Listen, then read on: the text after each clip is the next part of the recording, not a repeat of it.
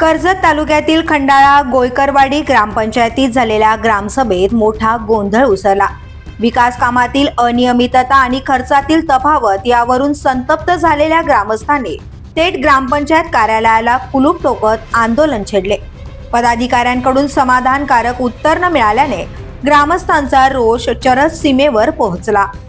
या ग्रामसभेत सामाजिक कार्यकर्ते प्रवीण गोयकर यांनी मुर्मीकरणाच्या कामातील गंभीर दोष, पाणी योजनेसाठी बसवलेली पण अद्याप कार्यान्वित न झालेली जलशुद्धीकरण यंत्रणा, तसेच लॅपटॉप, कचरा डबे आणि कार्यालय दुरुस्तीच्या खर्चातील मोठी विसंगती यांसह अनेक मुद्दे उपस्थित केले।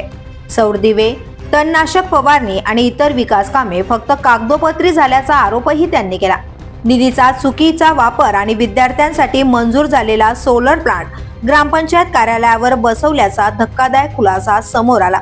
याबाबत विचारणा केली असता विद्यार्थ्यांना लाईट कशाला पाहिजे असे पदाधिकाऱ्यांचे उत्तर ऐकून ग्रामस्थ संतप्त झाले। कामकाजात नातेवाईकांचा हस्तक्षेप असल्याचे आरोप करत ग्रामस्थांनी सरपंच, उपसरपंच आणि सदस्यांविरोधात जोरदार आक्रोश व्यक्त केला। The police news bureau, Karjat.